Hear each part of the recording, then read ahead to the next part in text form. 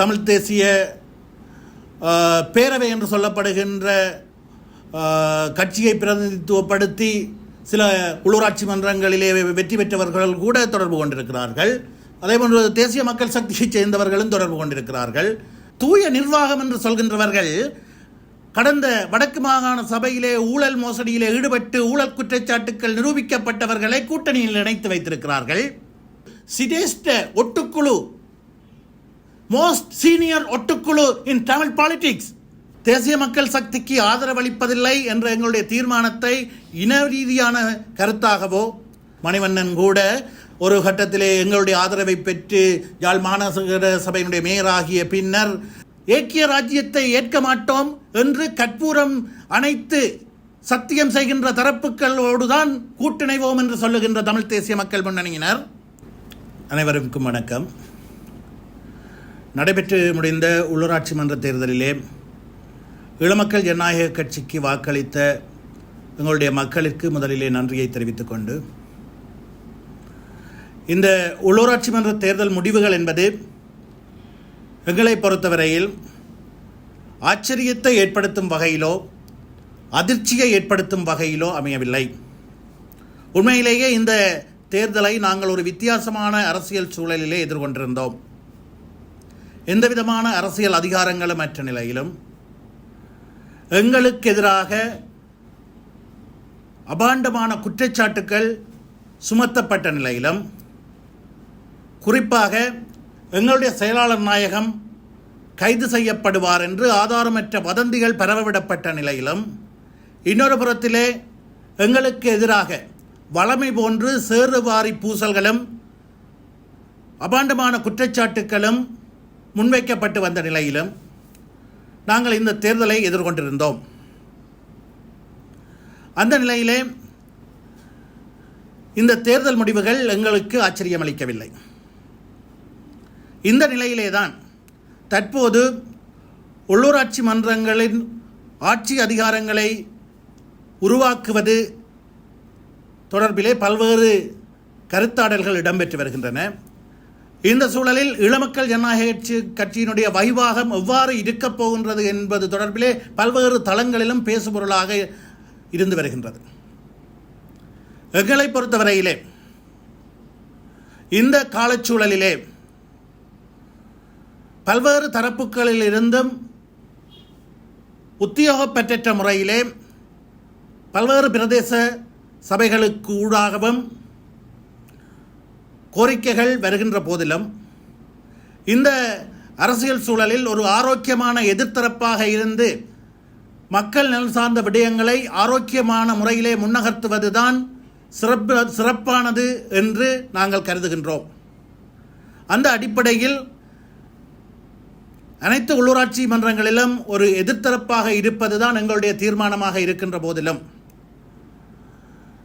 ஏதாவது சபைகளிலே ஆட்சி அதிகாரத்தை உறுதிப்படுத்துவதற்கு எங்களுடைய ஒத்துழைப்பு தேவைப்படும் பட்சத்தில்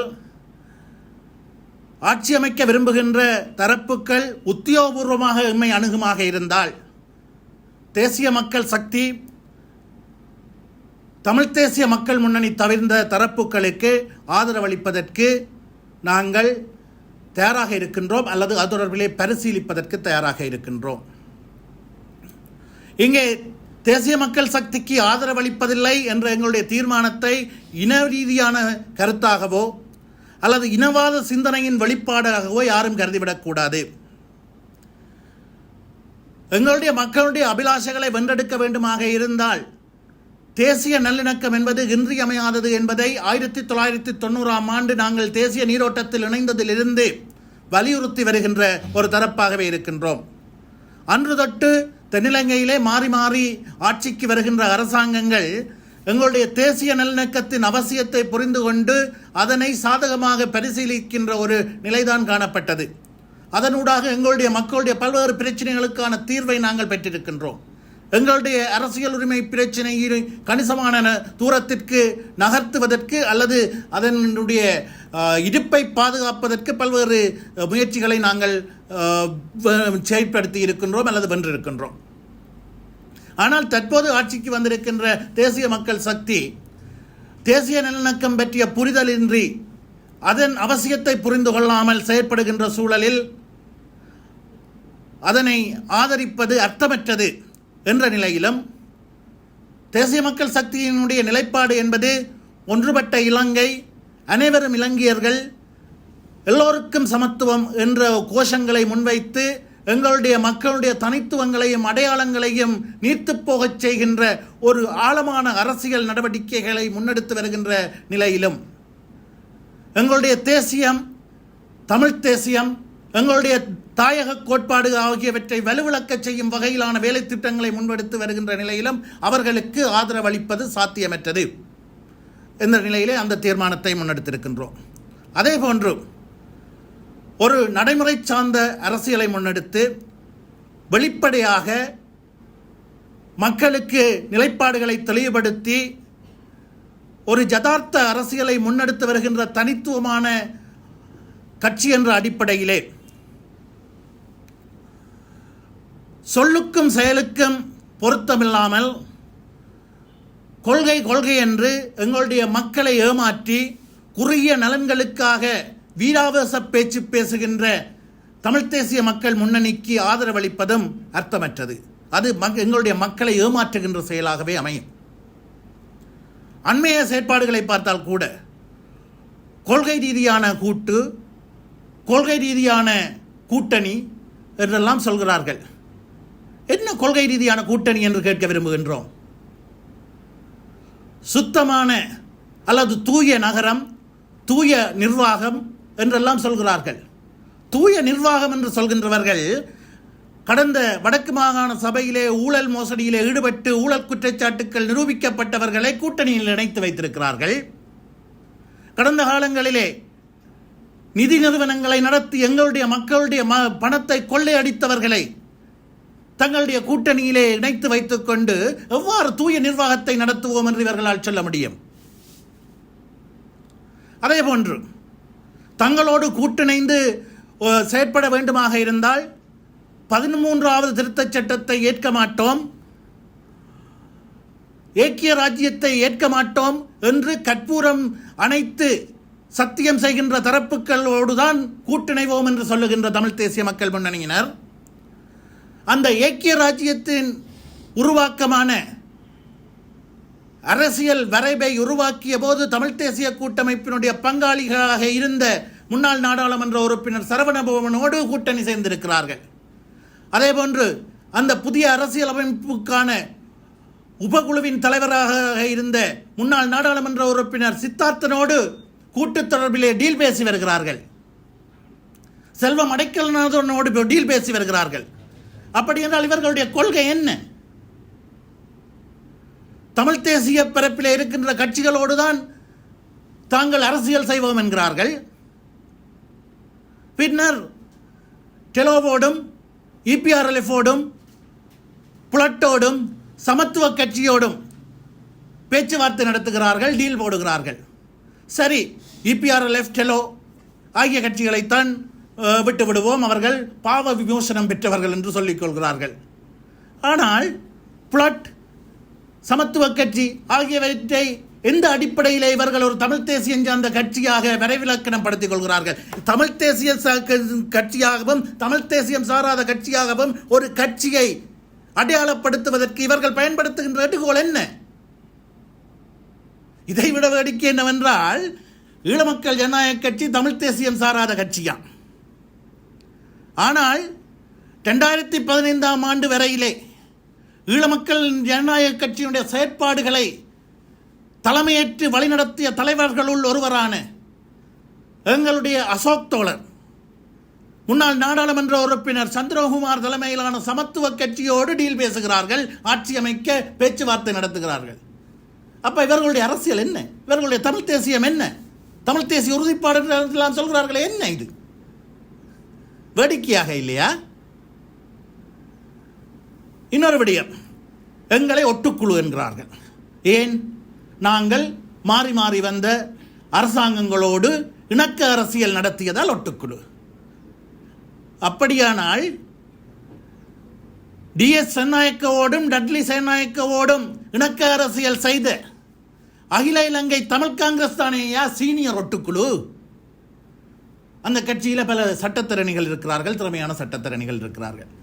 உங்களுக்கு தெரியும், சட்டத்தரணிகள் மத்தியிலே சிரேஷ்ட சட்டத்தரணிகளுக்கு ஒரு மரியாதை இருக்கும், அவர்களை கௌரவமாக நடத்துவார்கள். அதே போன்று நீதிமன்றத்திலும் சிரேஷ்ட சட்டத்தரணிகளுக்கு ஒரு கௌரவம் இருக்கும், கௌரவமாக நடத்தப்படுவார்கள்.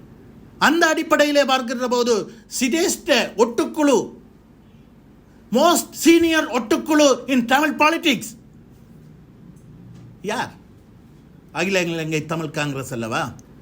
ஆக சிரேஷ்ட ஒட்டுக்குழு எங்களை பார்த்து ஒட்டுக்குழு. அப்ப இவர்களுடைய கொள்கை என்ன? இப்படிப்பட்ட சுய நலன்களுக்காகவும் சுயலாபங்களுக்காகவும் தங்களுடைய இருப்பிற்காகவும் மக்கள் மத்தியில் காலத்துக்கு காலம் கவர்ச்சிகரமான வார்த்தைகளை வீசி அரசியல் செய்கின்ற, சொல்லுக்கும் செயலுக்கும் சம்பந்தமில்லாமல் செயற்படுகின்றவர்களுக்கு உள்ளூராட்சி அதிகாரங்களிலே ஆதரவு அளித்து எங்களுடைய தனித்துவத்தை இழக்க நாங்கள் விரும்பவில்லை. நீண்ட காலமாக வெளிப்படையாக மக்களுடைய பிரச்சனைகளை தீர்க்கும் நோக்கோடு கிடைக்கின்ற ஒவ்வொரு சந்தர்ப்பங்களையும் பயன்படுத்தி வருகின்ற டக்ளஸ் தேவானந்தா தலைமையிலான ஈழ மக்கள் ஜனநாயக கட்சி பிரச்சனைகளை தீரா பிரச்சனைகளாக வைத்திருந்து அதிலிருந்து அரசியல் செய்ய முற்படுகின்றவர்களுக்கு ஆதரவளித்து எங்களுடைய தனித்துவத்தை இழக்க நாங்கள் விரும்பவில்லை என்ற அடிப்படையிலே நாங்கள் இந்த உள்ளூராட்சி அதிகார சபை அமைக்கின்ற விடயத்திலே குறித்த இரண்டு தரப்புகளையும் தவிர்ந்த ஏனைய தரப்புகள் எங்களை அணுகும் பட்சத்தில் அவர்களுக்கான ஆதரவை வழங்குவதற்கான தீர்மானத்தை மேற்கொண்டிருக்கின்றோம். எங்களுடைய பொதுவான நிலைப்பாடு எதிர்த்தரப்பு இருந்து ஒரு ஆரோக்கியமான எதிர்த்தரப்பாக செயற்படுவதுதான் என்பதை எங்களுடைய மக்களுக்கு தெளிவுபடுத்த விரும்புகின்றோம். உத்தியோகப்பட்ட முறையில் சில தரப்புகள் பேசியிருப்பதாக கூறியிருக்கிறீர்கள். அவ்வாறு உத்தியோகப்பட்ட முறையில் எந்தெந்த கட்சிகள் உங்களோட பேச்சுவார்த்தை நடத்தும்? குறிப்பாக யாழ் மாவட்டத்தை பொறுத்தவரையிலே ஆட்சி அமைக்க வாய்ப்புகளை கொண்ட அனைத்து கட்சிகளுமே அந்த உத்தியோகப்பற்ற முறையிலே எங்களோடு தொடர்பு கொண்டிருக்கின்றன. அந்தந்த பிரதேச சபையை சார்ந்தவர்கள் அல்லது இரண்டாம் கட்ட தலைவர்கள் தொடர்பு கொண்டிருக்கிறார்கள். அதிலே நான் ஏற்கனவே சொன்ன போன்று தமிழ் தேசிய பேரவை என்று சொல்லப்படுகின்ற கட்சியை பிரதிநிதித்துவப்படுத்தி சில உள்ளூராட்சி மன்றங்களிலே வெற்றி பெற்றவர்கள் கூட தொடர்பு கொண்டிருக்கிறார்கள். அதேபோன்று தேசிய மக்கள் சக்தியைச் சேர்ந்தவர்களும் தொடர்பு கொண்டிருக்கிறார்கள். அவ்வாறு ஆட்சி அமைக்க வாய்ப்புள்ள அனைத்து தரப்புகளும் எங்களோடு தொடர்பு கொண்டிருந்த போதிலும் எங்களுக்கு கடந்த காலங்களிலே ஒரு கசப்பான அனுபவங்கள் இருக்கின்றது. உத்தியோகப்பற்ற முறையிலே ஆதரவை கேட்காத சூழலிலே ஒரு நல்லெண்ண அடிப்படையிலே ஆதரவை வழங்கிவிட்டு பின்னர் அவர்கள் அந்த ஆதரவை எள்ளிநகையாடியதையும் ஒரு சிறுபிள்ளைத்தனமாக கையாண்ட வரலாறும் இருக்கின்றது. குறிப்பாக உங்களுக்கு தெரியும், தமிழ் தேசிய மக்கள் சக்தியிலிருந்து பிரிந்து வந்த மணிவண்ணன் கூட ஒரு கட்டத்திலே எங்களுடைய ஆதரவை பெற்று யாழ் மாநகர சபையினுடைய மேயராகிய பின்னர் நாங்கள் அவர்கள் இபிடிபியிடம் ஆதரவு கேட்கவில்லை, அவர்களாக தந்தார்கள் என்று ஒரு சிறுமைப்படுத்தும் வகையிலே அந்த எங்களுடைய நல்லெண்ணத்தை ஏளனம் செய்திருந்தார். அவ்வாறான கசப்பான அனுபவங்கள் இன்னும் பல இருக்கின்ற சூழலிலே நாங்கள் இந்த இடத்திலே உறுதியாக இருக்கின்றோம். இந்த இரண்டு தரப்புகளையும் சேர்ந்த இன்னொரு தரப்பு உத்தியோகபூர்வமாக அந்த ஆதரவை கோரும் பட்சத்தில் அதற்கான ஆதரவை பரிசீலிப்பதற்கு இப்போ யாழ் மாவட்ட உள்ளூராட்சி மன்றங்களில் அதிகளவான ஆசனங்களை பெற்ற கட்சி மேயர் வேட்பாளரையோ அல்லது தவிசாளர் வேட்பாளரையோ முன்னிறுத்துகின்ற போது அதிலே இபிடிபி செயற்பாடு அவர்கள் உத்தியோகபூர்வமாக எங்களுடைய கட்சியை அணுகி எங்களுடைய தலைமையை அணுகி அதற்கான ஆதரவை கோரும் பட்சத்தில் அது தொடர்பிலே பரிசீலிப்போம். அவ்வாறான கோரிக்கை முன்வைக்கப்படாத பட்சத்திலே நாங்கள் அந்த களச்சூழலை பொறுத்து தீர்மானம் எடுப்போம். எவ்வாறாக இருந்தாலும் எங்களுடைய இறுதி நோக்கம் என்பது இந்த பிரதேசத்தை சேர்ந்த தமிழ் கட்சிகள் தான் இந்த உள்ளூராட்சி மன்றங்களை ஆள வேண்டும், அதுதான் மக்களுடைய அபிலாஷைகளாக இருக்கின்றது என்ற விடயமும் தேர்தல் முடிவுகளிலே பிரதிபலித்திருக்கின்றதையும் நாங்கள் கவனத்தில் கொள்வோம்.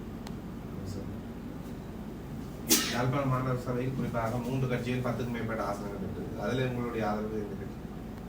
ஏற்கனவே இதை சொல்லிவிட்டேன், 2 கட்சிகளுக்கான ஆதரவை தெரிவிப்பதில்லை என்பதிலே நாங்கள் உறுதியாக இருக்கின்றோம். ஆக யாழ் மாநகர சபையை பொறுத்தவரையில் தமிழரசு கட்சி தான் எஞ்சி இருக்கின்றது. தமிழரசு கட்சி உத்தியோகபூர்வமான முறையிலே அணுகும் பட்சத்தில் அது தொடர்பிலே பரிசீலிக்கலாம். ஈழமக்கள் ஜனநாயக கட்சி ஏதாவது ஒரு சபையில் ஆட்சி அமைப்பதாக முயற்சி மேற்கொள்ளும். ஈழமக்கள் ஜனநாயக கட்சி தீவகத்திலே சில சபைகளை அமைப்பதற்கான வாய்ப்புகள் இருக்கின்றது. எம்மை பொறுத்தவரையிலே இன்னொரு தரப்பிலிருந்து தங்கியிருந்து ஆட்சியை நடாத்துவது ஆரோக்கியமானதா இல்லையா என்பது தொடர்பிலே ஆராய்ந்த இடத்திலே இந்த காலச்சூழலிலே ஒரு பொதுவான முறையிலே எதிர்த்தரப்பிலிருந்து ஒரு திடமான எதிர்த்தரப்பாக மக்களின் அபிலாஷைகளை முன்னிறுத்துவதுதான் சாத்தியமானது, அதிக நன்மைகளை மக்களுக்கு வழங்கும் என்ற தீர்மானத்தில் தான் இருக்கின்றோம். இருந்தாலும் சந்தர்ப்ப சூழல்கள் காரணமாக ஆட்சி அமைக்க வேண்டிய தேவை ஏற்படுமாக இருந்தால் அதனை நாங்கள் பரிசீலிக்க தயாராக இருக்கின்றோம்.